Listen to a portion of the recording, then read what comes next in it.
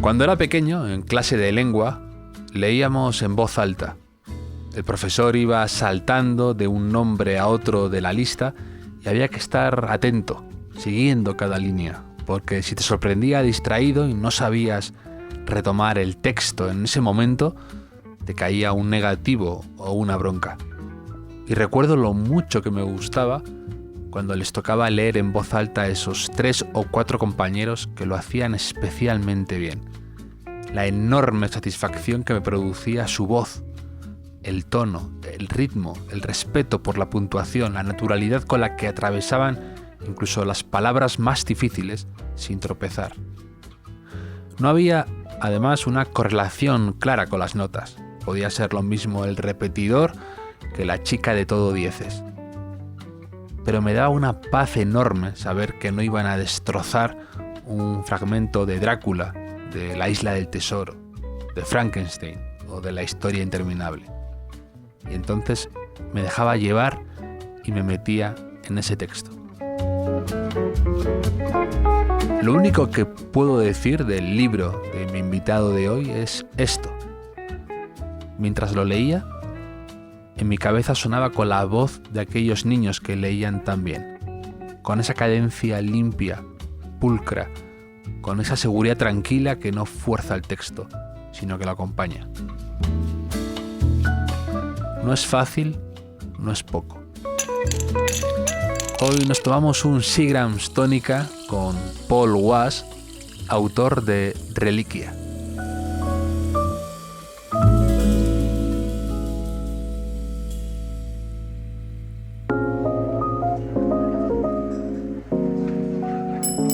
Bienvenidos al Hotel Jorge Juan con Javier Aznar, un podcast de Vanity Fair y Seagram's.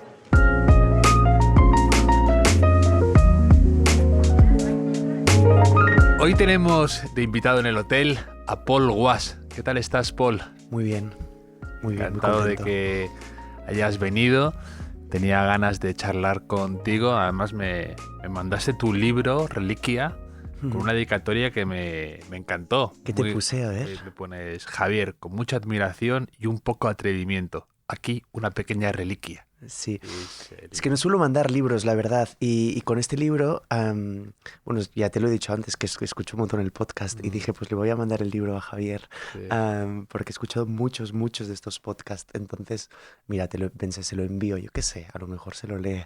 Sí, Pero esta gente que recibís tantos libros, yo no sé si, ¿sabes? Como entre tanto libro pensé, bueno, yo lo envío y si lo lee bien y si no, pues también. Y lo leí esta Navidad, porque me lo mandaste salió en enero y me lo mandaste un pelín antes y me parece un libro que es, pues, todo el mundo está hablando de él en cuanto a que es un libro que te toca mucho, que es bastante emocional, por así decir, que hablas del suicidio de tu padre, ¿no?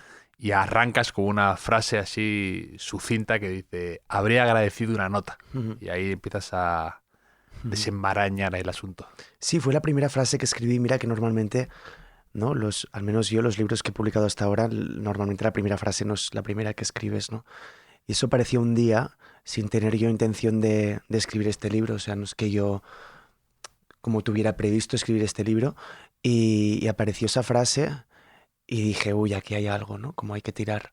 Y escribí ese primer párrafo, pero después ya rápidamente vi que la historia se agotaba y es cuando invoqué a Anne Sexton, ¿no? Como para seguir con la historia. Y sí, ¿no? Lo que al principio parecía un reproche, ¿no? Porque habría agradecido una nota, puede ser casi como una suerte de reproche, se transforma, ¿no? En el libro, porque el libro para mí no es un libro no es un reproche, sino que es un intento de comprensión, ¿no? Entonces empieza así fuerte. También porque creo que hay esa cosa de la benevolencia con los muertos, no creo mucho en ella, la verdad. Eso que tenemos que ser buenos con los muertos. O sea, para mí es un libro amoroso y es un libro donde y es un libro de amor hacia mi padre, obviamente, pero creo que nos está de momentos, sin querer ser vengativo, ¿no? Esa cosa de que la no ficción o la memoir tiene que ser como vengativa, un ajuste de cuentas, tampoco es eso. Pero creo que un poco de dureza con los muertos está bien, ¿no? Ellos fueron duros con nosotros cuando estuvieron vivos, porque nosotros no podemos serlo ahora con ellos, ¿no? Eso te iba a decir, es justo la nota que tengo, que yo pensaba que era un poco eso que tú justo estás diciendo, de un ajuste de cuentas o un diálogo en el que pides explicaciones y no, enseguida empieza y acaba ahí, digamos, ese Ujú. tipo de, en ese pequeño fragmento con el que arrancas. De hecho, luego incluso dices algo que me gustó mucho, que dices que hemos intentado convertir la compasión en una herramienta para entender el pasado y Ujú. la redención en una excusa para desear el futuro. Y también hablas de que muchas veces estamos obsesionados con querer entender por Ujú. qué la gente se va. Y muchas veces no lo Ujú. podemos averiguar ni saber Ujú. fehacientemente, ¿no?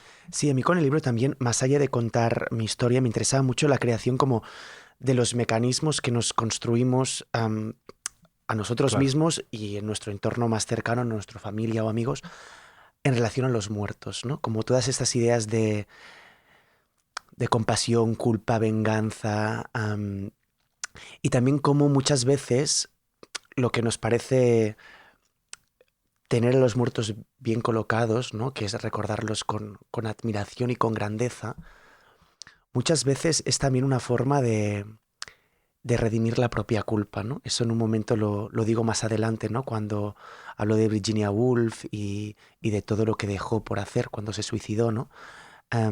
Ese recordatorio que algunos de sus amigos, ¿no? Como, o esas frases que despertó en mucha gente querida que tenían que ver con la admiración a esa persona, ¿no? Y digo alguna cosa, porque lo pienso de verdad, que esa forma de convertir a los muertos digo, en estatuas de bronce, ¿no? Y construimos como un mausoleo simbólico alrededor de ese muerto, ¿no? Como, y le tiramos flores, ¿no? Simbólicas también. Muchas veces es como para obviar que si había alguien que los podría haber salvado éramos nosotros, ¿no? Que esto es lo que le dice Virginia Woolf a la carta que le deja a su marido, ¿no? Una carta preciosa, pero que a pesar de esa belleza, ¿no? Y esa declaración de amor dice, si había una persona en el mundo que me podría haber salvado, eras tú, ¿no? Entonces yo creo que con el libro también me interesaba explorar esos mecanismos, ¿no? Que construimos alrededor de las ausencias, que conocemos muchísimo del silencio, ¿no? Como el de olvidar a alguien y silenciarlo, ¿no? Como hizo la madre de mi padre con su marido, ¿no? Que lo recortó de los álbumes, que quitó las fotos, que descolgó las fotos, ¿no? Como intentar eliminar esa memoria. Hemos hablado más de eso, pero no, creo que no hemos hablado tanto de cómo a veces recordar a alguien con grandeza, y no convertirlo en una suerte de héroe, ¿no? Como y mirarlo con admiración, también tiene otro mecanismo que es el de, bueno, no recordarnos a Mm. nosotros mismos que a lo mejor lo podríamos haber salvado nosotros, ¿no? Como, bueno, meter la culpa y la Sí. responsabilidad debajo de la alfombra, ¿no? Y como no mirarlo demasiado. Creo que eso también ocurre a veces y no es nada malo, pero está bien decirlo, ¿no? Yo creo que con el libro quería también como transitar esas etapas que tiene un muerto, ¿no? Los muertos que están tan vivos, ¿no? Porque estamos como constantemente como moviéndolos de sitio, intentando buscar qué sitio es el mejor para que estemos nosotros tranquilos, ¿no? El muerto está tranquilísimo, para que Sí. estemos nosotros tranquilos en relación a ese muerto, ¿no? Entonces el libro también va de eso, creo, un poco. Sí, es una gran reflexión sobre, para empezar, también la memoria, ¿no? De Ujú. cómo funciona, cómo intentamos un poco lo que tú dices también de nuestra memoria,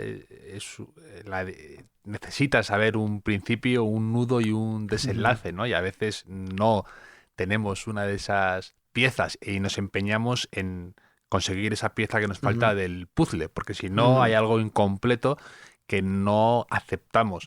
Y un poco Ujú. lo que dices tú con eso de la despedida y también hay un momento en el que dices eso, que hay veces que las personas no tienen una salida de escena perfecta o lo que Ujú. sea, o que la que nosotros queremos. Y que además siempre estaríamos, si te hubiera dejado una nota, siempre hubieras dicho, ¿por qué no me avisó? ¿Por qué y cuando Ujú. no me avisó, por qué no avisó a no sé quién? O por qué Ujú. siempre estás buscando un final que se amolde a nuestras preferencias y siempre, evidentemente, a esos muertos que tú dices, les exigimos algo más, ¿no? Un paso Ujú. más, Totalmente. haberme tirado un cable, haberme hecho una señal, ¿no? Ujú.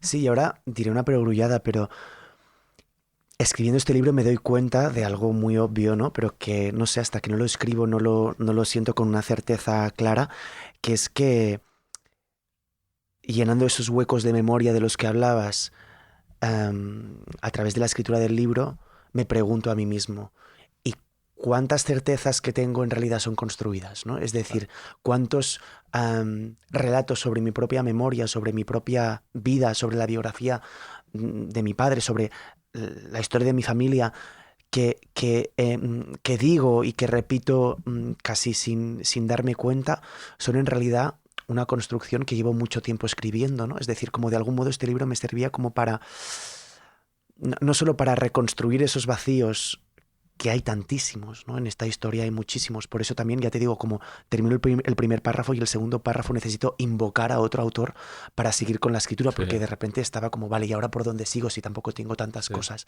No solo me sirve para llenar esos huecos, sino me sirve también para preguntarme, vale, todo lo que escribo con tanta certeza, ¿no? Y tan rápidamente, de una manera tan automática, ¿es realmente cierto o no? Y también...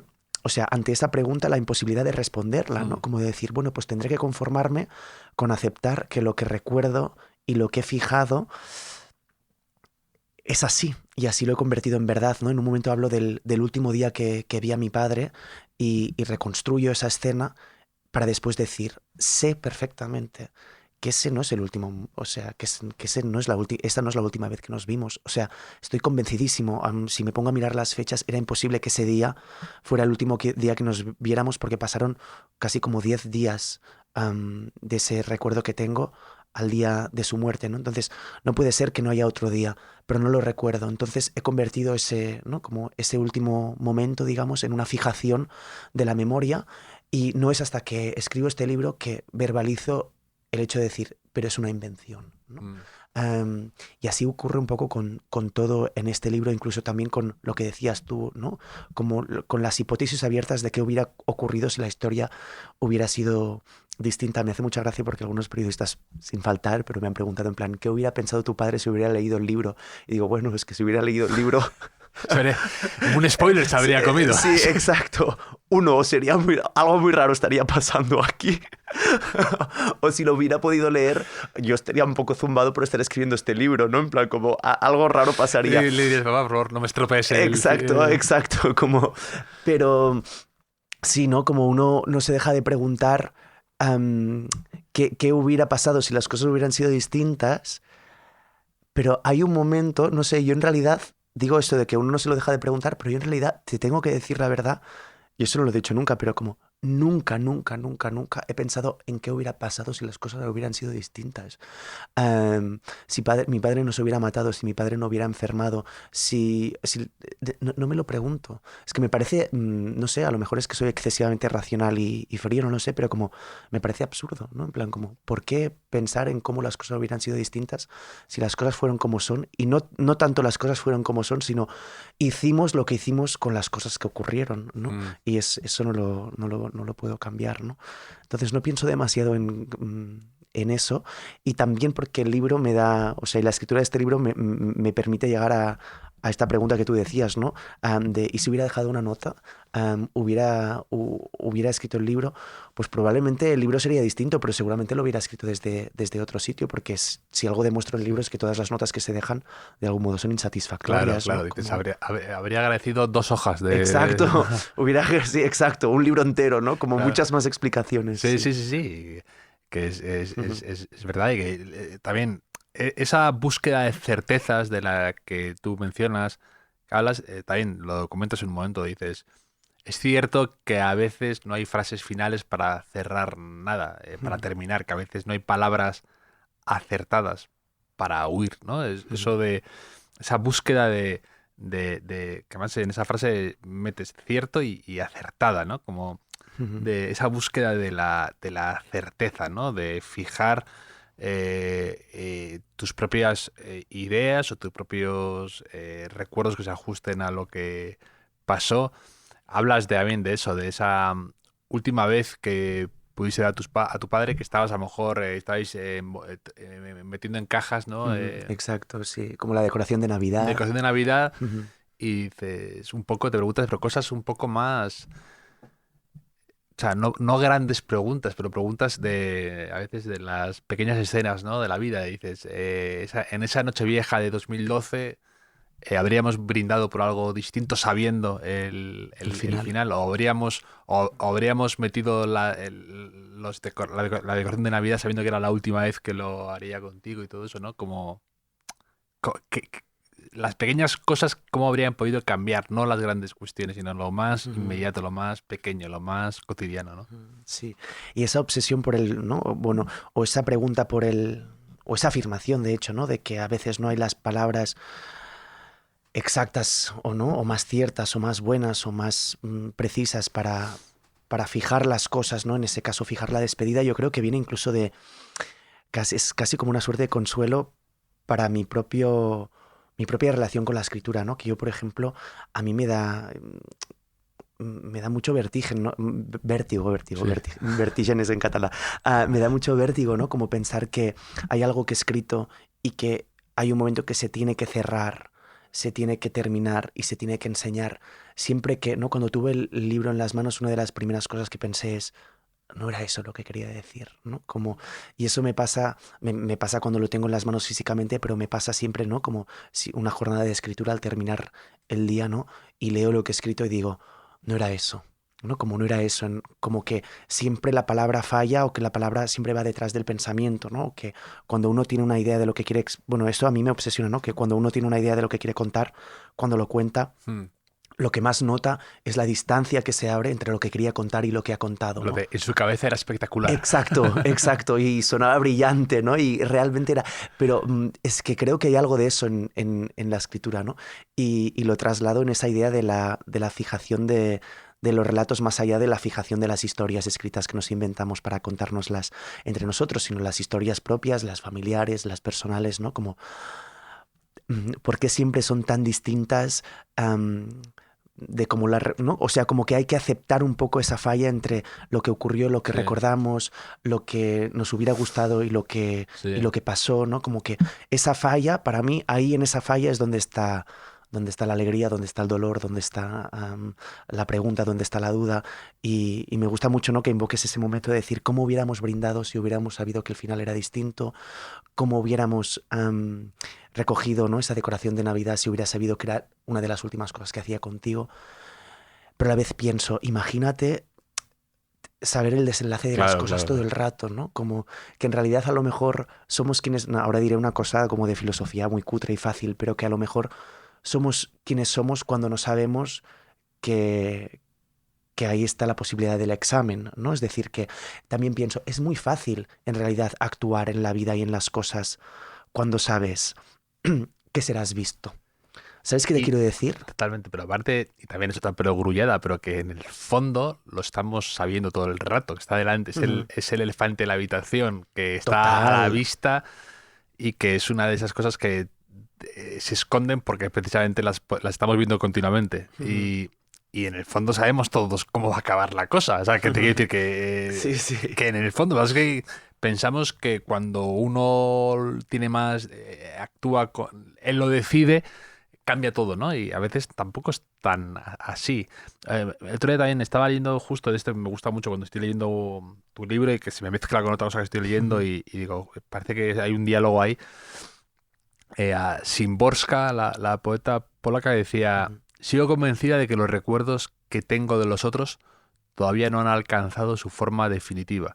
A menudo converso con ellos mentalmente y en estas conversaciones se plantean nuevas preguntas y respuestas, que me parece muy bonito Precioso. De cómo a veces es así, que surgen más preguntas y más respuestas en vez de la solución y perfecta de examen, ¿no? Sino van saliendo nuevas preguntas y tú te vas respondiendo de otra manera distinta y que no es ni mejor ni peor, es una respuesta de esas múltiples, ¿no? Que vas cambiando. Sí, a mí me abrumaba que la escritura fuera una forma de como cerrar ese recuerdo abierto del que habla la poeta, ¿no?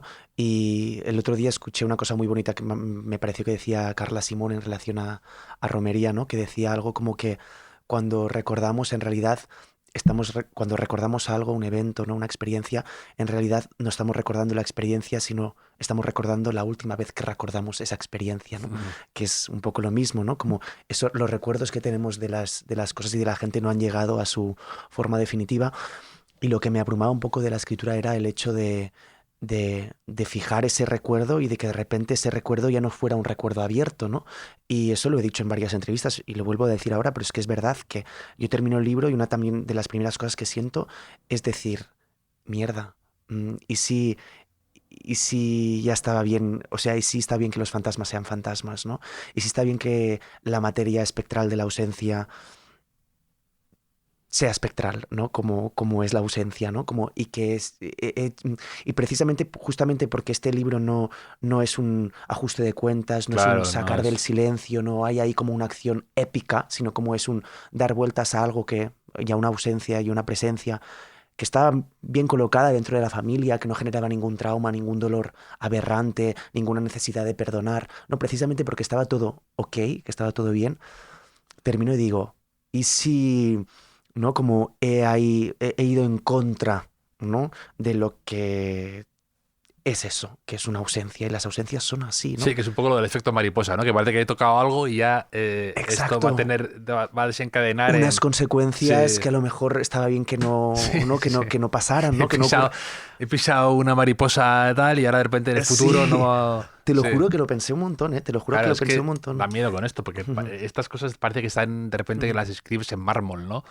Y no es así, Y porque no es así. tu libro es algo muy... Es algo abierto, no es un ajuste de cuentas, no es un trabajo de estos de, digamos, de...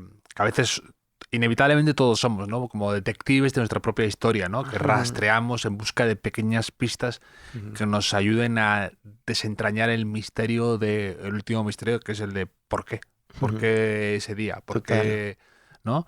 ¿Por qué de repente el 13 de 2013 y de enero de 2013 y por qué no el 26 de agosto de 2014 o 2026, ¿no? Pues es inevitable hacer esas preguntas y inevitable rastrear para entender, pero que en este libro, en Reliquia, no hay nada de eso, yo creo. Hay más de tú cómo te manejas con esa ausencia, cómo tus hermanos también, de cómo el- tus recuerdos los mantienes de alguna manera con él, de esa manera un poco espectral que tú dices. Sí, y es muy bonito como hablas de Sí, y eso. hablabas, ¿no? Como de la impresión de escribir como si estuviéramos grabando esa historia en un mármol, pero después te sorprende porque yo, como el feedback que he ido recibiendo de lectores, nadie me pregunta detalles de la historia Claro. que he contado. Al revés, lo que me dicen es cómo han pensado en su historia a través de este libro, ¿no? Que es una cosa que dices, ah, vale, pues señal, al menos, ¿no? Como yo, toda la gente que escribimos necesitamos cierto consuelo con lo, ¿no? O cierta calma después de, ¿no? Con lo que hemos hecho. Y cuando la gente me dice en plan, he pensado en mí, he pensado en mi historia, he pensado, ¿no? Como en mi familia. Y nadie me pregunta detalles de, ah, eso no lo entendí exactamente. Aquí Sí. tu padre, ¿qué hizo? ¿Por qué hice eso? Por qué hiciste eso? ¿Por qué hizo él eso? Me da la tranquilidad de decir, ah, vale, se están encontrando a ellos en este texto, ¿no? Y es lo que me ocurrió, por ejemplo, yo cuando leí Delfín de Vigan y Nada se opone a la noche, yo prácticamente no recuerdo los detalles de ese libro, es decir, no recuerdo la historia de Delfín de Vigan y de la madre de Delfín de Vigan, prácticamente no la recuerdo. En cambio, sí que recuerdo cómo me sentí yo, ¿no? Que esto también me da un poco de miedo decirlo porque parece como que en la literatura solo nos tengamos que buscar a nosotros mismos todo el rato. Yo nunca estaré a favor de ese tipo de literatura, pero si con un libro de repente te encuentras, o sea, te hace como de espejo, ¿no? Es decir, Mm. que el libro es un lugar donde mirarte, o que acabas sirviendo como lugar donde mirarte, me parece que está bien, ¿no? Y eso a mí te tengo que decir que me ha tranquilizado un poco, ¿no? El hecho de que nadie me pregunte por los detalles de la historia, o no por el tema de ser morbosos, ¿eh? Sino de esto no lo comprendí, ¿por qué? ¿Aquí qué ocurrió? ¿Aquí tal? No, no, en realidad la gente cuando me habla para contarme historias suyas que han sentido o que han recordado leyendo este libro, ¿no? Entonces pienso, vale, he abierto algo entre el lector y yo, ¿no? Que ahí es donde me gustaría Sí. estar, digamos, o escribir. Bueno, de hecho, por ejemplo, hablas de lo del fin de Vigan, que 10 años después te encuentras en el libro del fin de Vigan, te encuentras una respuesta que dice ella, escribo por el 31 de enero de 1980, que es el día en el que internan a su madre por primera vez en el psiquiátrico, que luego pues se acaba suicidando, ¿no? Y dices, yo escribo por una mañana de agosto de 2010, ¿no? Por aquella tranquilidad desmedida, por aquel dolor, por aquel destino fatal, ¿no? Y me gusta eso, cómo vas entrecruzando otras historias que te han servido de eso que tú dices de espejo, ¿no? Que como para tú entender lo que te pudo suceder o cómo te ves reflejado en otras historias de otras personas, escritores que admiras, de gente que lees, y eso es me gusta mucho ese cruce, ¿no? de historias. También hablas de otra que me encanta, de Karen Green, ¿no? Que es la viuda de Foster Wallace, que dice que cuando alguien cercano a ti se suicida, de repente el mundo habla de una lengua que desconoces, ¿no?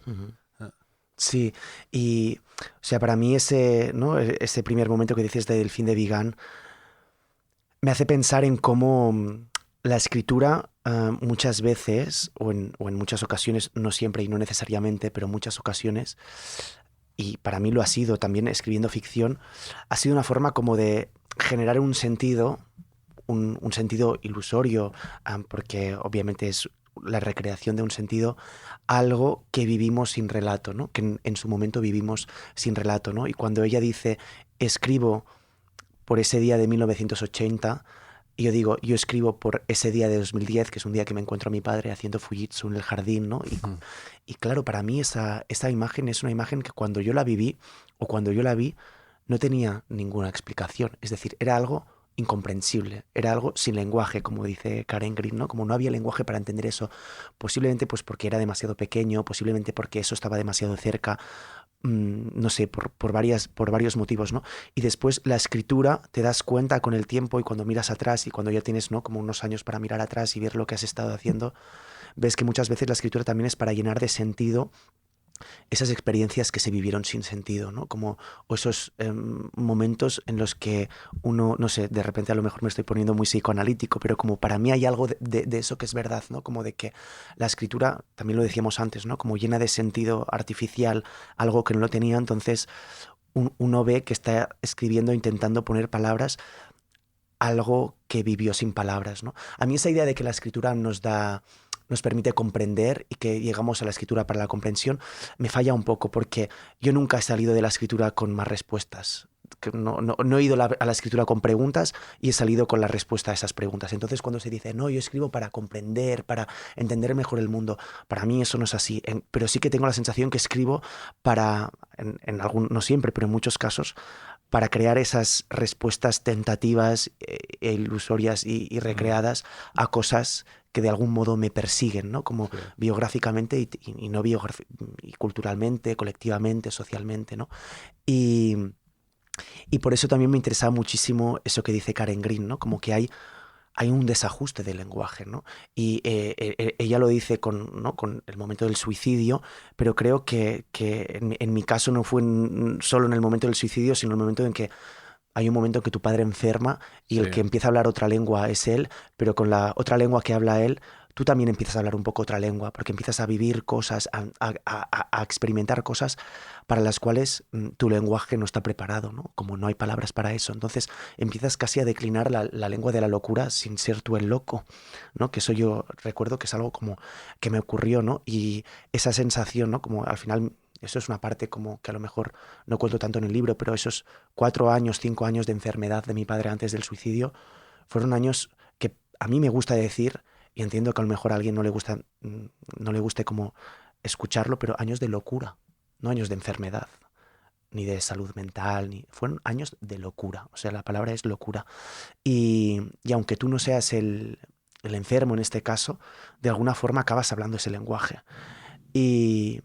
Y para mí este momento de Karen Green es importante para decir cómo el suicidio cambia ¿no? Cómo genera un desajuste con el mundo, pero también creo que el libro insiste un poco en que ese desajuste del lenguaje llega un poco antes, ¿no? Como llega, bueno, a veces no, Claro. pero a veces sí, en mi caso, ese desajuste del lenguaje llegó un poco antes. Y después ella también dice esa cosa maravillosa, ¿no? Ese titular de entrevista que dice que a mí me ocurre cuando estoy buscando la nota de suicidio de Foster Wallace obsesivamente, porque hubo un momento durante la escritura del libro que yo me obsesioné en buscar esas despedidas, ¿no? Intentando comprender o intentando como generar sentido, y buscando obsesivamente esa nota que no encontré, me encuentro con un titular de una entrevista que le hacen a Karen Green, que dice: ¿por qué la nota de suicidio de mi marido tiene que ser un tema de puta crítica literaria, ¿no? Sí. Y me doy cuenta que de algún modo estoy convirtiendo una historia íntima, ¿no? O una historia personal en un tema de puta crítica literaria, ¿no? Y eso también me da como como no sé, como un momento de, no sé, como de verse al espejo de repente, ¿no? Como cuando abren las luces de la discoteca a las 6 de la mañana, ¿no? Y dices: mierda, ¿qué estoy haciendo, no? ¿O qué hago yo aquí? ¿O qué ha pasado en todo este rato, no? Cuando te entra la culpa, te ves a ti mismo y quieres huir, pero ya no puedes huir porque son las 6 de la mañana y estás en la discoteca, ¿no? De hecho, hay también lo que dices tú, que hay gente que sin haber transitado por lo mismo, pues se siente reflejado. Porque también hay algo ahí interesante, cómo hablas de cómo nos relacionamos, con lo que dices al principio, ¿no? Con los que ya no están, con los muertos, tienes momentos que... Hay momentos casi te diría de, no quiero sonar frívolo, pero de humor. Por ejemplo, cuando hablas de que te entregan la autopsia de tu padre y está escrita en Comic Sans, Sí. que es como una cosa... Es fuertísimo eso. parece una cosa increíble estar leyendo esas cosas de quién lo estás leyendo y en Comic Sans, ¿no? Que creo que tu cerebro ahí es difícil de gestionar. Pero también, por ejemplo, cosas interesantes, ¿no? Como que tu padre, por ejemplo, en esa Nochevieja da unos pequeños cuadritos, ¿no? a vuestros familiares, y de repente alguien de tu familia lo pone en un sitio y luego cuando ya no está lo quita, ¿no? ¿En qué momento de repente dices tú, como los muertos duran poco, ¿no? ¿En qué momento decides, ya está? A lo que decías antes tú, quitar imágenes o quitar... ¿Cómo nos llevamos con eso, no? Total. Oye, que sí, imagínate, a veces yo me lo he preguntado, ¿no? De gente que tienes guardada en el WhatsApp que ya no está en el tal, en la agenda, y dices... O sea, ¿lo borras, lo mantienes o lo relees? ¿Qué haces con todo eso, ¿no? Que es como extraño, y a la vez de cómo nos tenemos que llevar con esa presencia que no está de algún modo, ¿no?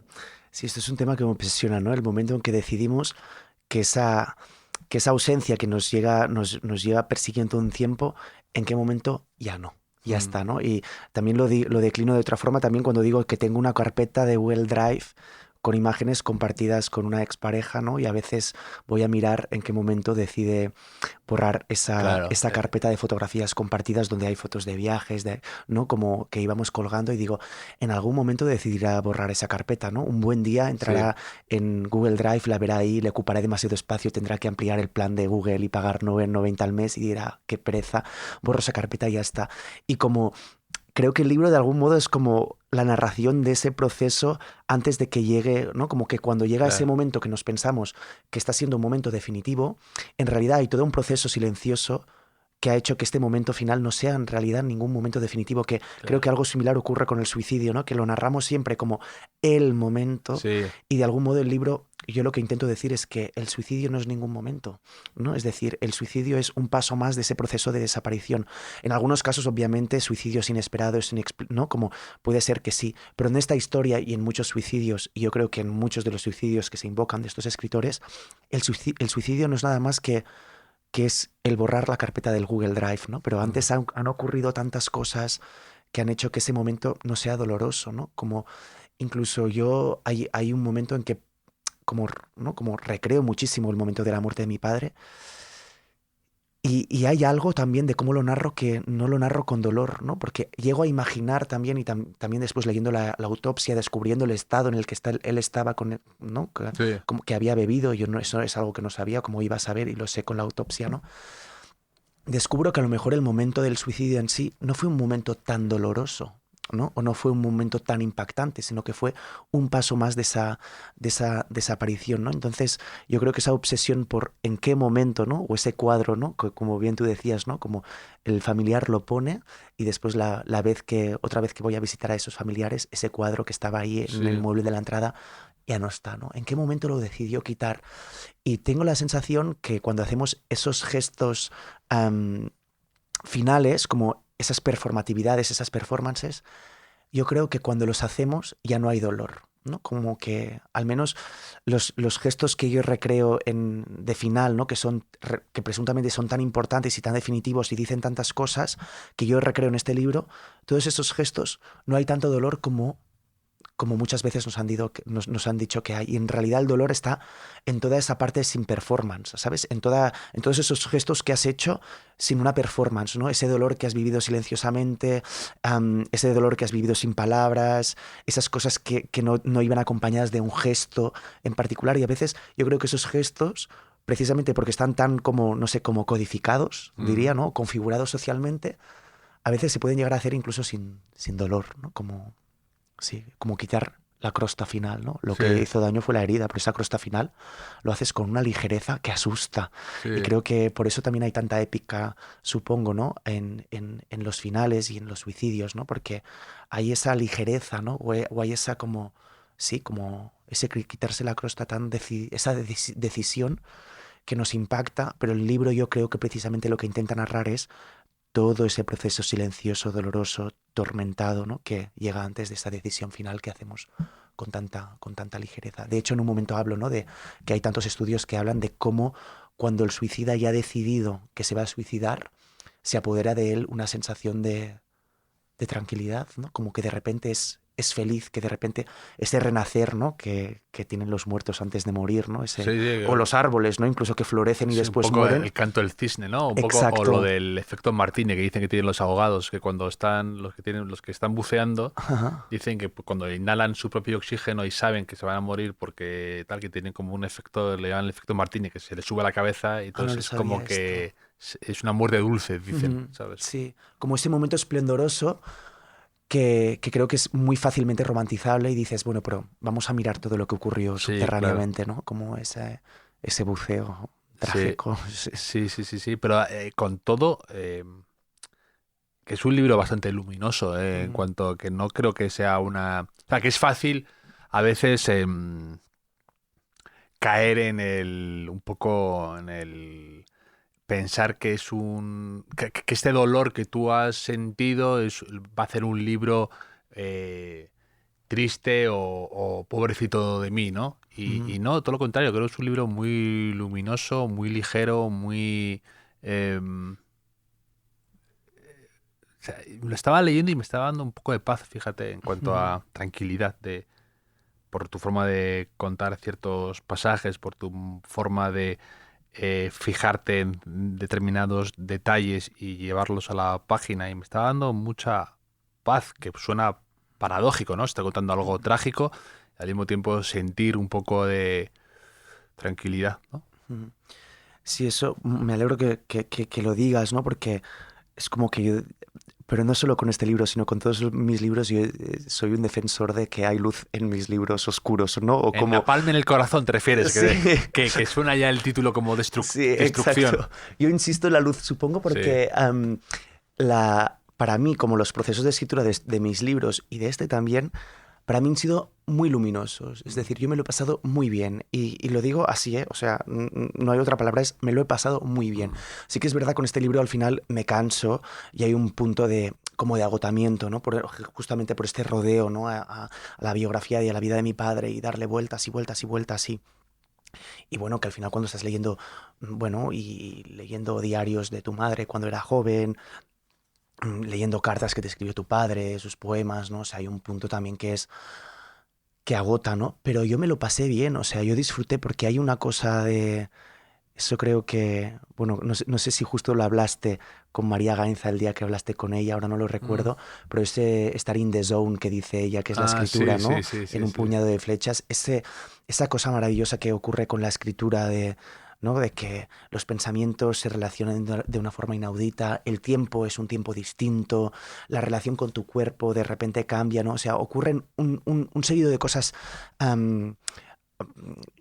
fortísimas cuando escribes, que para mí la gran recompensa de la escritura es esa, es sentir eso, ¿no? Y cuando se lo leía a María Gainza, que decía, yo lo que aspiro cada vez que me pongo a escribir es estar in the zone, ¿no? Que es ese estado, llámale inspiración, llámale posesión, llámale rapto, llámale estar in the zone, ¿no? Que es cómo las cosas se transforman cuando tú estás escribiendo. Tiempo, cuerpo, pensamientos, ideas, palabras. Y para mí la gran recompensa, o sea, yo lo que le pido a la escritura es eso. Por eso cuando me dicen, ¿es la escritura terapéutica? Yo no sé si es terapéutica o no. Yo con este libro no he hecho un proceso personal abismal, porque lo escribo 10 años de la muerte de mi padre y muchas cosas están ya colocadas en su sitio, he descubierto cosas, he entendido cosas, pero la gran recompensa que me da la escritura de este libro es lo que siento cuando escribo. Y para mí cuando eso se lo leí a María Gainza dije, ahí está, eso me va a perseguir, ¿no? Como esto me va a perseguir siempre, porque realmente es como, al final cuando me pongo a escribir yo no busco responder las grandes preguntas de la existencia. Yo busco ese estar in the zone que dice ella. Me parece, ese fragmento me parece increíble. Es maravillosa sí. ella. Y, por ejemplo, cuando dices cómo cambia tu cuerpo, eso me interesa. O sea, ¿cuál es tu relación con tu cuerpo cuando estás escribiendo? Eso me parece curioso. Mira, como que me ocurren dos cosas. Como que a momentos me olvido de él, que es algo que es maravilloso, porque olvidarse del cuerpo a veces es una suerte. Y a veces me pasa justamente lo contrario, que es como que lo siento con más fuerza, ¿no? Como que también porque la escritura hace, bueno, como es muy física, ¿no? Y hay ese Sí. estar tantas horas en la mesa escribiendo la posición, ¿no? Y ese terminar, ¿no? Yo recuerdo con la escritura de este libro, que ahora hace un montón que no me ocurre eso, porque hace mucho que no estoy escribiendo, el terminar, ¿no? La sesión de escritura, irte a correr, ¿no? O irte a nadar, lo que se siente con el cuerpo entonces, a mí me parece, o Ya. sea, no lo sé, bueno, no sé, habrá otros momentos, obviamente, ¿no? Pero como eso que ocurre con el cuerpo ahí, ¿no? Como esa especie como de desaparición, falsa sensación de desaparición y después, ¿no? Punto y aparte y ¡boom! Te vuelve ahí el cuerpo con esa fuerza. Para mí es algo como muy Eh, físico, es algo bonito, sí. Sí. A mí, por ejemplo, mi editora me regaló un libro pequeñito de Lorrie Moore que dice cómo ser escritora o algo así, ¿no? Y dice una frase, me parece maravillosa, que viene a decir como, mi idea de felicidad perfecta es estar una madrugada o una noche escribiendo empapada en sudor, Ujú. sintiendo ese, porque Total. tengo un deadline o porque tengo que mandar un borrador, tengo que hacer algo, y esa sensación de liberación que luego uno tiene después de ese, lo que dices tú, que es muy físico el escribir, Mm. cómo estás escribiendo, cómo estás sentado, cómo pasa el tiempo sin que te des cuenta. Y eso, la sensación que tiene después, un poco al acabar, de liberación y también de que te haces dueño de ese cuerpo, es maravilloso, efectivamente. Ujú. Me gusta mucho cómo lo has Sí, descrito. eso es muy bonito. Mira, hace poco me ocurrió una cosa que por un encargo tenía que escribir unas cosas, ¿no? Y era un encargo que se declinaba más en términos poéticos, y yo hace un montón que no escribo poesía. Y, y me hacía como pereza ponerme con eso, ¿no? Porque lo sabré hacer, no lo sabré hacer, nada, unos textitos, era algo breve. Es como que no, es como que yo no quería entrar in the zone y de repente me encontré a mí mismo haciendo eso y como sorprendiéndome con las cosas que me estaban ocurriendo, con una cosa que de entrada me había hecho pereza, ¿no? Porque de repente sin notarlo, sin quererlo, había entrado en eso y recuerdo eso, como el cuerpo sudado también porque iba tarde y el Mm. cuerpo como, bueno, más que sudado estaba como, no sé, Sí, como contraído, se dice en castellano, como sí. estaba como contraído tal y de repente estaba como escribiendo unas cosas que no me satisfacían del todo, pero estaba a mí mismo como intentando buscar el placer en esa cosa que no me satisfacía y como Ya. queriéndome que me gustara, ¿no? Como, y de repente dije, ah, vale, como que toqué un poco eso que hacía tanto tiempo que echaba de menos. Sí, sí. Qué maravilla, qué Ujú, maravilla. Aquí tenemos, Paul, la ujú. tradición del cuestionario Proust. ¿Te parece que te lance alguna pregunta Venga, para súper. conocer más a Paul Wass? Ujú. ¿Cuál dirías que es tu idea de felicidad perfecta? Mira, yo relaciono la felicidad muchísimo con la estabilidad. Mm. Mm, Entonces, para mí, o sea, como la idea de felicidad perfecta tiene que ver con un día en el que casi no sienta nada, ¿no? Es decir, es algo como que o tenga un sentimiento como constante, como sin grandes altibajos, ¿no? Como pienso en estar, por ejemplo, tener un rato de escritura, tener un rato de lectura, tener un rato de una comida con, no sé, con mi familia, por ejemplo, ¿no? Después un encuentro con mis amigas, después irme a nadar un rato, ¿no? Ir un rato al gimnasio, cenar una tortilla e irme a dormir pronto Sí. y tener la sensación de descanso. O sea, es curioso, pero relaciono mucho la felicidad con la estabilidad, ¿no? Tengo la sensación que toda mi lucha por la felicidad, claro, ideal, digamos, ¿no? En un día, pero ojalá en toda la vida entera, fuera como una constante, ¿no? Como soy una persona que está un poco, que no me van especialmente bien las emociones como muy fuertes, ¿no?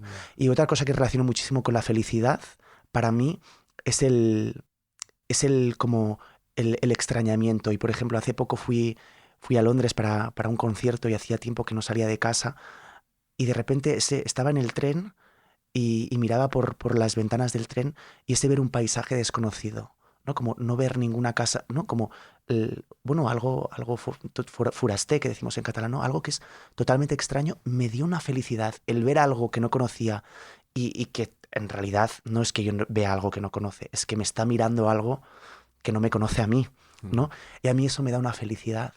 No sé si esto lo podría sostener a largo tiempo, ¿no? Irme a un lugar donde no me conoce nadie, no tenga a nadie y ahí empezar a vivir, creo que sería incapaz de eso, pero tener unos días, ¿no? Unos días en que ocurra eso, para mí es una felicidad tremenda. Porque ahí es lo que el otro día estuve hablando con un experto en la memoria, aquí un profesor universitario que habla de cómo el tiempo cambia. Es que el tiempo cambia en esos momentos porque cuando tú te vas fuera y tienes esa sensación de extrañamiento que tú dices, de repente te habrá pasado que llevas 2 días a lo mejor en Londres y parece que llevas una semana. Total. Porque todos los estímulos, todo lo que dices tú, un paisaje por la ventana, una conversación de al lado, alguien que va vestido de una manera distinta, el letrero, el anuncio, todo es nuevo, el olor, todo es diferente, todo es suficientemente diferente para que te llame tu atención. Pero luego vuelves a estar otra vez, o sea, te acostumbras a esa novedad. Sí. Entonces vuelves a tener el tiempo normal. Pero esos momentos en los que el tiempo cambia, la relación cambia, que cuando estás en la rutina parece que los días son intercambiables y van a toda velocidad, pero cuando estás en sensación de extrañamiento, de repente es como que engañas el espacio-tiempo, ¿no? Y eso es Total. como casi mágico, casi... Sí. ¿Y a ti te ocurre eso cuando estás en un país, por ejemplo, en Londres, ¿no? Aunque entendamos el inglés, esa sensación de, por ejemplo, estar en el metro y que la gente hable inglés y tus pensamientos, en mi caso, ¿no? Como se activan en catalán, en tu caso supongo en castellano, ¿no? O sea, como es estar rodeado de extrañeza incluso con la lengua, hace como que lo que tú piensas, sientes, sea como más intenso. Sí. Es como si se subrayara, ¿no? Es como si bajaran el volumen de todo Sí. y de repente tu volumen, ¿no? Aquí en la mesa, como si que de repente bajaran el volumen de todo y el tuyo lo subieran un poco. Y esa sensación me ocurre muy poco. Y a veces la deseo, ¿no? De decir, ojalá todo el volumen de mi alrededor bajara un poquito y de repente me pudiera escuchar yo un poco mejor. Y creo que esa es la felicidad que describo con esa extrañeza, ¿no? De decir, han bajado los volúmenes, ha subido el mío y de repente pienso con más claridad, Sí. me veo mejor, pienso mejor, o no sé si mejor, pero como me siento más pensando, ¿no? Escucho más mis pensamientos y eso es algo que me gusta. Y a veces me ocurre que estoy en un sitio de estos que tú dices, rodeado de gente, y estoy pensando algo y digo, soy el único que está pensando en esto, porque soy el único que lo conoce realmente. Algo muy Sí, local o total. muy... Sí, sí, sí. Entonces sí. es una sensación como de decir, soy el protagonista de mi propia película, ¿no? Exacto. Un poco... Sí, hay un momento autorreferencial, Sí, ¿no? En ese totalmente. bajar el volumen de los demás, pero a Claro, veces claro. está bien. Sí, no, es Sí, estar sí. como un poco subrayado, que Sí, tú sí. dices, sí. ¿Y cuál dirías que es tu mayor miedo? La soledad, sin duda. Sí. Como sentirme solo. Que no estar solo, ¿eh? Es decir, como a mí me encanta estar solo, me encanta pasear solo, me encanta, o sea, me encanta. Lo necesito, o sea, muchísimo. Pero la sensación de soledad es algo que me da un miedo terrible. Y para mí es como el dolor más grande que he sentido, ¿no? Como, no sé si es porque fue un niño bullying, o sea, que sufrió bullying, no lo sé, si eso, no sé, a veces he intentado pensar, ¿fue por eso? ¿Ha sido por eso? ¿Ha sido por, no sé, bueno, acaba buscando siempre, intenta buscando explicaciones psicoanalíticas a por qué siente lo que siente, ¿no? Tiene que ver con mi padre, tiene que ver con mi infancia, tiene que ver con mi sexualidad, yo qué sé, me lo invento. Pero a mí me aterra, sí. Cuando estaba leyendo tu libro, hay un momento que pasa un poco por encima del asunto, pero que me ha dejado pensando hasta hoy, que estaba pensando en la ducha, fíjate, estaba pensando en el asunto antes de hablar contigo.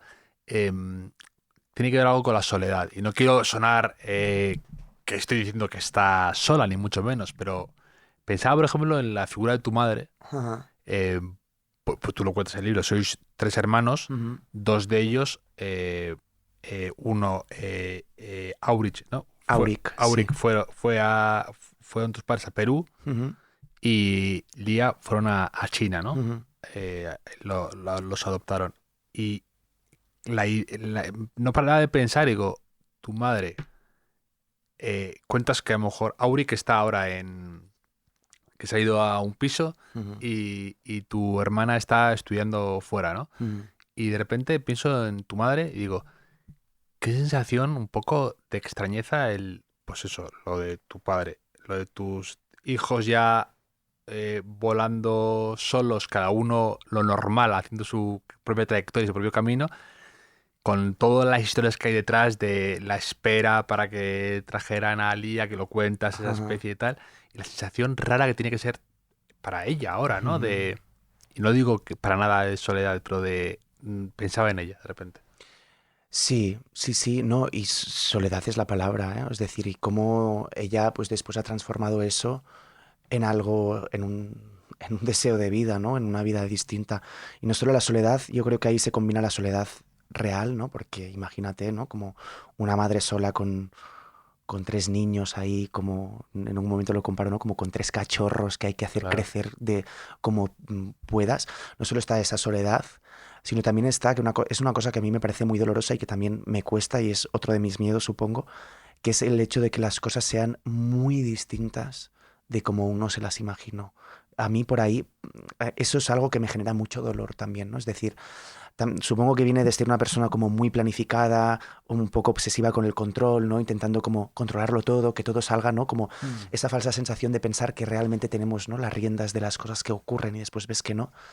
Y a mí algo que me duele mucho es cuando te imaginabas que las cosas fueran de algún modo y después no lo son. Y no me refiero a las expectativas, yo qué sé, que este libro se venda como churros Sí, y no se vende, o que me entreviste tal persona y no me entreviste. No, no, no, digo cosas realmente importantes, ¿no? Como que esta persona te acompañe mucho tiempo y resulta que después no está, ¿no?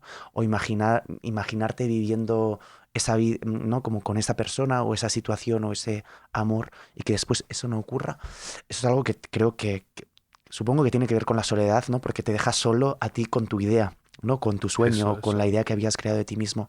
Y creo que es algo que también ocurrió, bueno, se narra en este libro, ¿no? Lo que la vida, la familia, que en un momento digo, ¿no? Como todos los relatos que tenían mis padres de qué ocurriría cuando fueran mayores y ya no nos tuvieran nosotros, ¿no? Que nosotros hubiéramos volado y ellos se Claro. quedaran solos en casa, todo lo que harían y no hicieron. Imagínate cómo se pone todo eso a sitio. Yo creo que nunca se pone a sitio, al menos a mí cuando me he creado ideas con gente, con personas, con vidas posibles y después no han ocurrido, a mí me persiguen siempre un poco. Ah, A mí, al sí, menos, estoy ¿no? de acuerdo. Me persiguen un poco, me Ah. persiguen un poco. ¿No? Sí. ¿Un rasgo que no te guste de ti mismo? Bueno, cuando la obsesión obsesionea, ¿no? Un poco ese, ese llevar al límite la obsesión con algo, con el control, ¿no? Sí, esa obsesión, esa compulsión, ese control llevado al límite que a veces me lleva, ¿no? Perseguir conejos blancos y Ex- meterte en la madriguera, ¿no? exacto, sí, sí, sí, sí. Ese no saber parar a veces es demoníaco, la verdad. Sí, eso no me gusta nada de mí. Y trabajo, pero yo también a veces tengo la sensación de decir, hijo, tendrás 80 años y estarás todavía luchando con las cosas con las que estabas luchando cuando tenías 15. Y van pasando los años, ya sé que todavía me queda mucho por aprender y por vivir, pero digo, no hay manera, tío, no hay manera. Y sí, sí, el que se me meta una cosa en la cabeza, y no digo, no estoy hablando de creación para Sí. nada, o sea, estoy hablando de vida, de vivir, que se me meta una cosa en la cabeza y no sacármela, que me persiga, ¿no? Como una frase que me han dicho y no saber salir de ahí, ¿no? Como a veces no encontrar la salida de la propia obsesión, me parece un castigo y es algo que no me gusta, es algo que no me gusta. Y te puedo preguntar cuál ha sido una de tus últimas cosas así que dices un poco, Mm, un poco dices, a lo mejor un poco absurdo, pero de repente no paro de dar vueltas a esto, que me está... mira, no sé, como pienso en algo reciente. tengo que hacer memoria porque después, ¿sabes qué pasa? Es el rechazo de cuando has tenido algo muy cerca. O sea, esa cosa que también tiene una forma de relacionarse con las cosas, pues un poco, no sé si está del todo bien, creo que está bastante mal, ¿no? Como el hecho de agarrarla tanto y después soltarla y olvidarla, ¿sabes? No soy para nada así con las relaciones y con las personas, ¿eh? Sino digo, con estas obsesiones que me hacen daño, como que después al soltarlas es como que...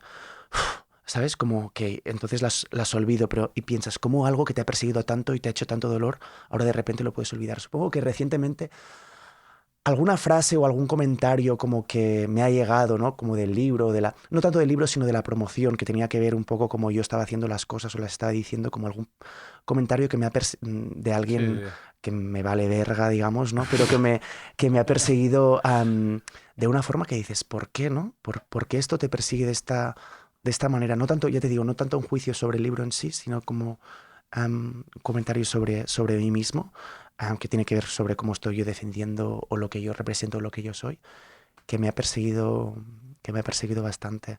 Y contra eso a mí Adele me encanta, es una de mis cantantes sí. favoritas, y tiene una canción preciosa que se llama I Drink Wine, que dice, ¿por qué me importa tanto algo que dice alguien que no sé quién es, ¿no?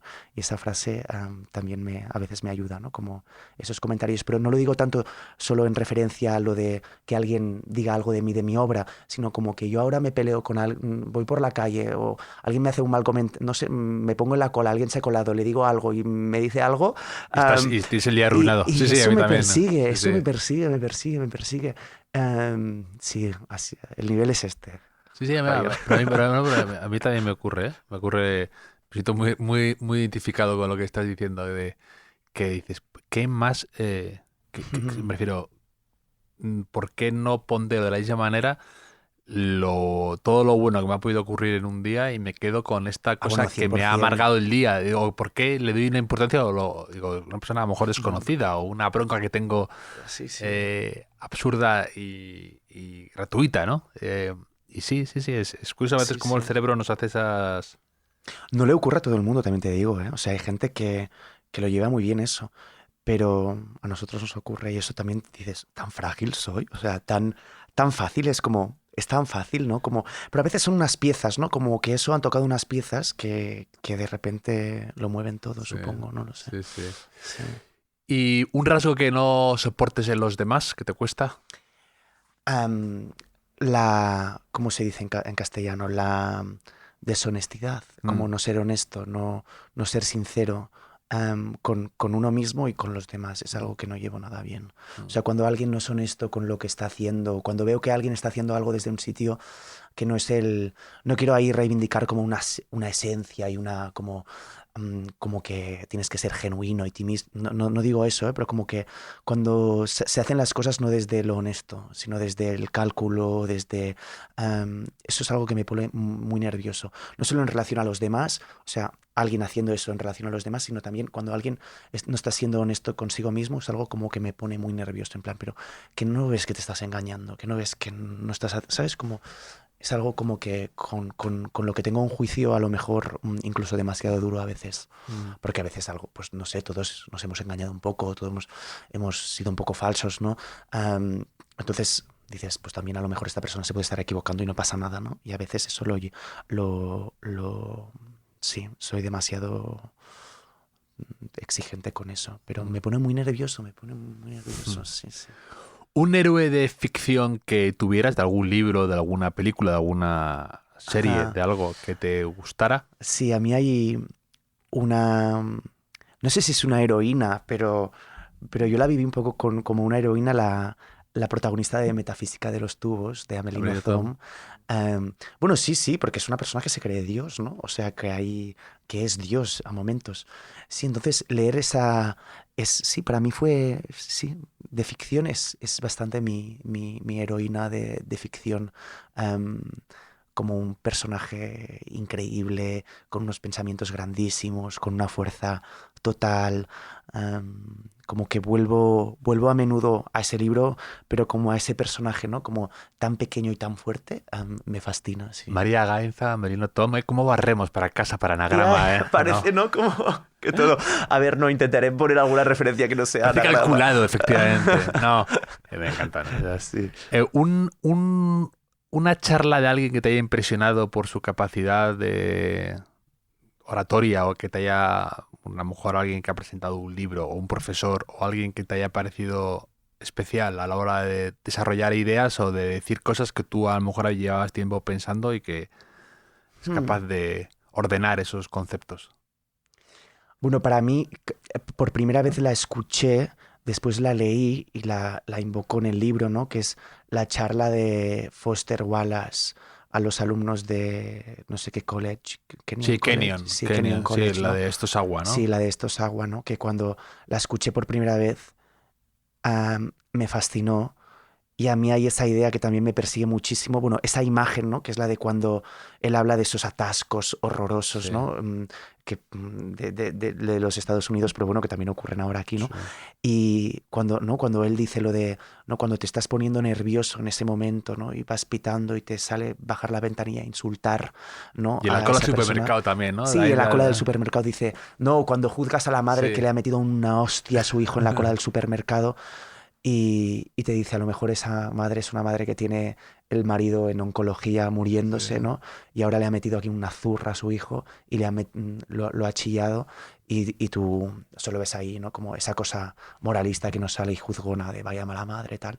Y, y esa persona a lo mejor es una persona que está sufriendo, ¿no? Como tú estás sufriendo. Entonces, ese mirar el sufrimiento del otro, recuerdo que la primera vez que escuché la conferencia, está colgada en internet, Sí. ¿no? Como se grabó. Y hay una que también hay una versión como un montaje que está bien hecho, con imágenes de lo que está diciendo a la vez. Ah, esto no lo he visto. Sí, está bien, es No lo he curioso, visto. sí, te lo mandaré. Y después la leí, y es como, sí, de las conferencias que he escuchado que más me ha impactado, ¿no? Sobre todo con esta idea del sufrimiento, del ver el otro, ¿no? Como de cómo el otro se aparece y a veces como todo, y de nuevo el lugar común, pero bueno, todo ayuda a que no a que no veamos el otro, ¿no? Sí. Y cómo hay que hacer un esfuerzo titánico para verlo a veces. Y esto yo lo entendí como, bueno, como sí, lo descubrí con esta charla. Sí. Y lo de la imagen de los dos peces con lo del ¿qué es el agua? Lo pienso tanto en ella, me sale tan a menudo en mi veo tanto, me siento me parece tan perfecta esa pequeña imagen, casi un chiste, casi una metáfora de la vida, que la veo recurrentemente en mi día a día, pienso en ella Total. muchas veces. Sí, Me parece también es perfecta. sí, una gran imagen, Sí. total. Un poema que viaje siempre contigo y que te puedas casi saber de memoria, que esté contigo ahí presente. Aquí hablas de varios poetas y varias poetas que te gustan y que te son especiales. Y como has hablado antes que te gusta escribir poesía o que has escrito poesía, algún poema que tengas, o sea, no que lo recites aquí, sino que lo lleves dentro. Mira, yo tengo una memoria horrorosa, o sea, Ujú. es algo como que me persigue, también lo digo en el libro, ¿no? Como que a veces hay ahí amistades que hacen y Sí. personas de las que me rodeo y que quiero y que me quieren y que mantienen viva un poco mi memoria porque soy desastroso. Pero hay un poema que me aprendí, o sea, como que de Gemma Gorga, que es una poeta catalana, que dice, he buscat en la nit al jazz la teva olor, vas marxar ahir, però ahir sembla ara una vida, que significa como he buscado en la noche, en la cama tu olor, i en quedava he buscat a la nit al jazz la teva olor i en quedava un rastre breu, o sea, he buscado en la cama, ¿no? Tu olor, Sí. y quedaba un rastro de ese olor. Te fuiste ayer, pero hoy, ayer parece una vida, ¿no? Y ese poema como que es un poema que me ha también, aquí supongo que está declinado amorosamente, ¿no? Pero a mí también es un poema como que me ha acompañado muchísimo esa cosa bueno, en este libro especialmente, ¿no? También esas ausencias, ¿no? Que no sabes, que cambian, antes hablamos de mutar el tiempo, y de la mutación y la transformación del tiempo, de la ausencia, ¿no? Como alguien se va y parece que hace años que se haya ido, o alguien hace muchos años que se ha ido y parece que se ha ido ayer, ¿no? Como esa transmutación del tiempo que da la ausencia es algo como que en este poema me encantó. Después hay otro poema, pero que no me sé de memoria. Es un poema larguísimo, que es el poema Delfín de Marina, no Delfín del animal, el poema del final, digamos. ¿Te imaginas el poema Delfín? El poema del final o el poema Delfín de Marina Tsvetaeva, que me parece, es un diálogo entre dos amantes y que lo están dejando, y la ruptura de los amantes, esa ruptura amorosa, en realidad es una ruptura histórica, ¿no? Habla del final ¿no? Como de una manera de entender también la Unión Soviética, y bueno, ella tenía una relación muy problemática con su origen y su país, etcétera, ¿no? Entonces, cómo hace del amor y de la ruptura amorosa el fin de la historia. Es decir, ella está escribiendo un poema sobre el fin de la historia a través de un diálogo amoroso entre dos personas. Y el delfín cuando aparece. ¿Te imaginas? Y al final como delfines volando, ¿no? El delfín soviético, sí, el poema Delfín. Y ese poema me parece, lo leo, está traducido al catalán por María Mercè Marçal, cotraducido por María Mercè Marçal, y es bonito, ¿no? Y es un poema al que vuelvo muchísimas veces, ¿no? Cómo puedes hacer de una cosa íntima, particular, de una relación amorosa en este caso, pero una relación entre tú y yo también, una manera de contar el fin de una civilización, ¿no? Como de una cultura, eso me parece precioso. Y lo que dices tú del rastro en la almohada del que ya no está o que se ha ido, temporal o para siempre.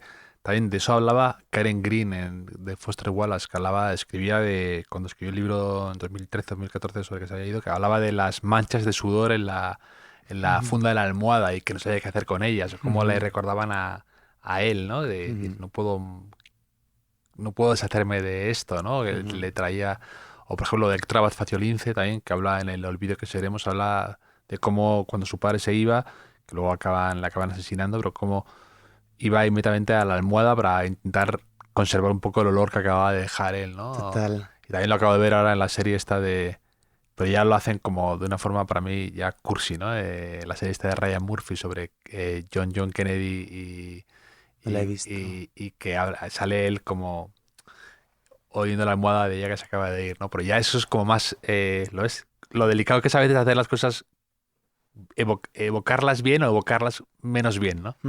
Y están los rastros que te llevan a alguien que ya no está, y qué hago con este rastro, y después están los rastros que te llevan a alguien que sí que está, y pienso en la columna esa tan bonita de Leila Guerriero cuando dice: mi padre me trajo el mar, sí. ¿no? Que nunca había visto el mar, y su padre fue al mar por trabajo, por lo que fuera, y llegó con una concha y se la puso en la oreja de Leila y le dijo: chica, hija, esto es el mar, ¿no? Te traigo el mar aquí.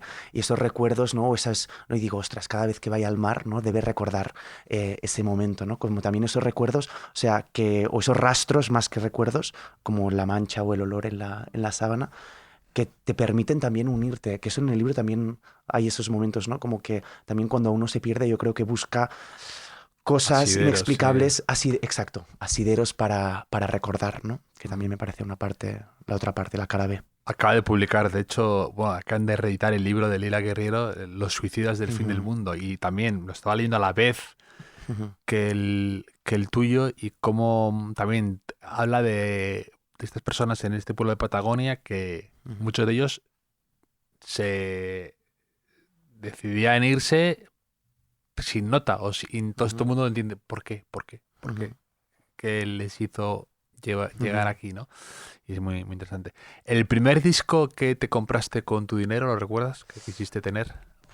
Es que tú eres muy joven. No me acuerdo. Claro, pero musicalmente, antes has hablado de que fuiste a un concierto o de Adele. Sí. ¿Quién fue tu primer? Mira, recuerdo, como discos importantes para mí que recuerdo uno que me regaló una de esas parte de la familia con la que después de la muerte de mi padre desapareció, digamos, pero que me regaló, yo era muy chiquito, y me regaló el primer disco de Manel, que es el grupo catalán. Sí, que tiene esa portada que me encanta, el de las sillas. El de las sillas, efectivamente. Sí. Y yo, pues imagínate, no sé, ese disco salió en 2008, me parece. Pues yo tenía 12 años y me regaló ese disco unas navidades. Y qué fuerte, porque Manel a mí me ha perseguido, o sea, es como, o sea, a mí y a media Cataluña, Claro. por no decir toda Cataluña, bueno, sí, creó mi infancia, digamos, y después otro momento, otro disco muy bello, o sea, muy importante, no fue comprado, fue cuando en ese momento nos hacíamos, es que no comprábamos discos nosotros Claro. utilizábamos Emule. Sí, Yo sí, llegué a sí. utilizar eso que te descargabas en Emule las Sí, sí, por canciones supuesto. Yo y soy ponías un y el CD. Caza. Ay, esto no lo sé qué es. Caza era otra cosa, Otro tipo, otro Emule. otro emule que era... Hace poco vi un meme que me hacía mucha gracia, que era un niño así como con cara de tal diciendo: yo destruyendo el ordenador de mi familia mientras me descargo un disco de no sé quién, ¿no? Porque Exacto. te metían todo Sí, tipo de todos virus los o todo virus, tipo. todos los virus. Y también hacíamos eso de copiarnos los discos. Y yo, una amiga mía le regalaron el primer disco de Adele, o el segundo, no sé cuál era, y ella me lo copió en un CD, ¿no? Como es, El de 19 o el y de... yo creo que era el de 19 o el de 21. A lo mejor era el de 21, ¿eh? Y me lo copió y me lo regaló como copiado. Y ese disco también me acompañó mucho, mucho tiempo. Sí, sí, sí, sí. Sí, esos son dos discos que recuerde de ser muy pequeñito y de que me llegaran, sí. ¿Y la primera película que quisiste volver a ver dos veces, que te había deslumbrado, que querías un poco entender mejor algo que acabas de ver? Me cuesta mucho como ver cosas por segunda vez, leer releer libros, porque tengo la sensación que el tiempo se me escapa. Sí. Pero una peli que de las primeras que recuerdo haber visto por segunda vez es Francis Ha. Ah, me encanta. Sí, que la vi con unas amigas en casa de unas, ¿no? Estábamos ahí como fiesta de pijamas, vimos esa película, te hablo de hace muchos años, justo cuando la peli salía, y después recuerdo volver a casa y tener que verla otra vez esa película. Volver a casa bailando como ella, ¿no? Por la Sí, calle, ¿no? Como un poco... cuando va bailando por Nueva Sí, York sí. con David Bowie de fondo. Sí, Sí, sí, sí, sí. sí. Algo en esa película me iluminó, y es una peli que cada vez que la veo, bueno, también lugar común, pero como la veo cosas Sí, distintas, ¿no? Y ahora que me aproximo a esa edad, ¿no? Que de repente claro. era como la fascinación de la amistad en la vida adulta, tal, tal, y ahora de repente yo soy Greta Gerwig por Barcelona, intentando sobrevivir en una ciudad hostilísima y haciendo de la amistad una forma de, yo qué sé, de que todo sea un poco más bonito, ¿no? Y ahora que la vi hace poco y de repente digo, hostia, esto es tan distinto a como lo recordaba. Claro. Ujú. ¿Un libro que te guste regalar? Mm, He regalado mucho, mucho Clarice Lispector. O sea, en general.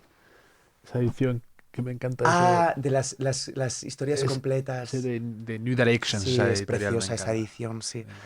Que ahora no sé por qué Siruela ha como reeditado Lispector con unas portadas horrorosas. No sé ¿Sí? si lo has visto.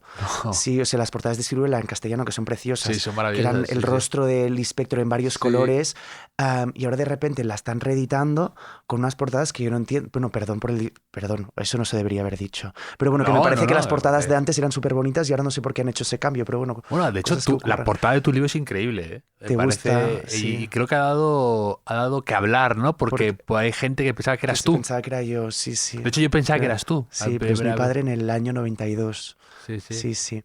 Y pues eso, Lispector, Agua Viva es un libro que he regalado bastante, Agua viva. porque me parece un canto de felicidad, ¿no? Como la alegría convertida y la felicidad convertida y el maravillarse, supongo, Sí. ¿no? Convertido en literatura, y me parece que es un regalo precioso. Aunque también he regalado muchísimo Esto es agua, y también he regalado muchísimo La metafísica de los tubos, porque me parecen como libros breves que Sí, te sí, acompañan, que no son como una imposición. Sí, exacto, que dices, bueno, si como no te deberes, gusta, sí. ¿sabes? No te estoy aquí regalando la marcha Radetzky, ¿sabes? Sí. O sea, o no te estoy regalando un libro de yo qué sé, Las uvas de la ira de Steinbeck, que me encanta, pero claro, regalarte esto es como no te lo vas a leer nunca, es que no te lo vas... En cambio, son libros que creo que te puedes leer. También he regalado bastante el de Camila Sosa, de La llegada a la escritura, ¿cómo se dice? Ahora lo acaban de editar en Tusquets, ¿No es el viaje inútil. Ah, El viaje inútil, que es como ella llega a la escritura, y es su historia de la llegada a la escritura de Camila Sosa. Me parece un libro alucinante. Y también es un libro breve, precioso, maravilloso. El padre, la familia, la escritura, el cuerpo, el deseo. Ese libro también creo que es un gran regalo. un talento oculto que tenga Paul Wass, algo que se le dé bien y no mucha gente sepa o no aparezca en tus libros.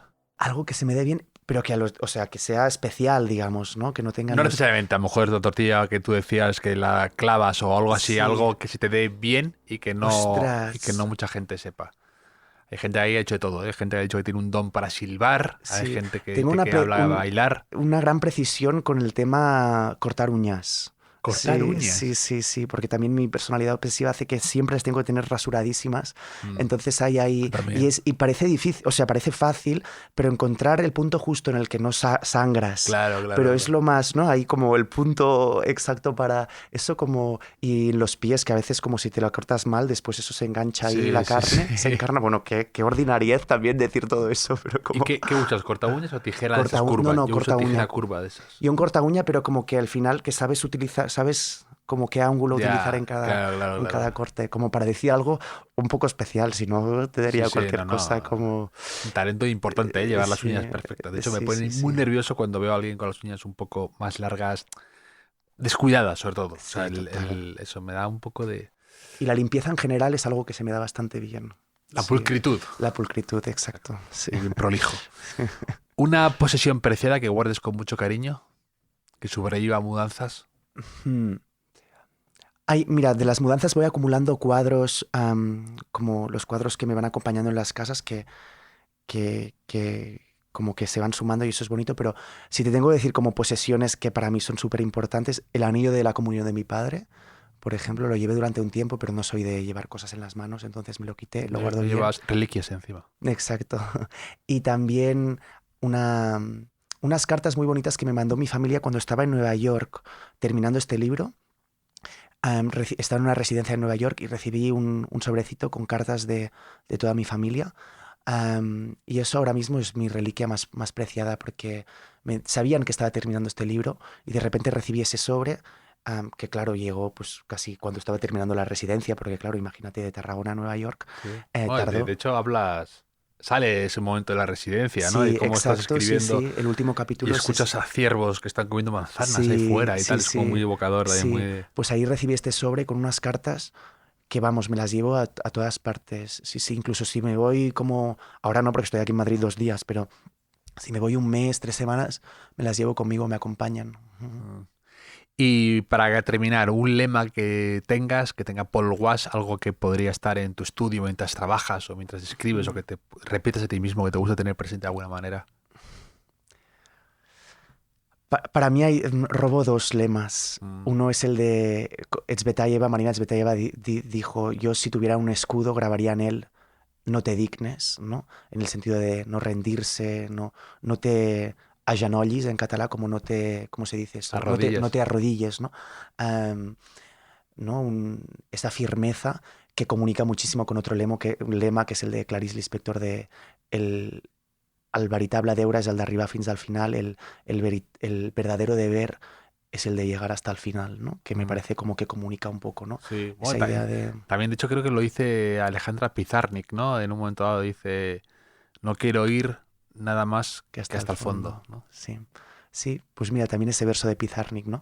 Esa idea de aguantar, ¿no? Como de aguantar. Sí, creo que no lo sabría decir mejor que ellas tres, entonces supongo que mi lema sería una mezcla de estas 3 frases. No sé, no la escribiría también, por lo tanto es mejor. Sí, como citarlas a ellas. Ha sido un Sí. placer tenerte, Paul. Muchas Muchos gracias, éxitos con Reliquia. Un sueño para mí de verdad cumplido, ¿eh? No sabes, cuando me dijeron que venía, bueno, cuando nos escribimos, de hecho, Sí. fue como, ya está, no hace falta hacer nada más. Un placer de verdad y que la Gracias gente a se ti, acerque Javier. a leer Reliquia y a escucharte, que es un verdadero placer y un privilegio. Muchas gracias.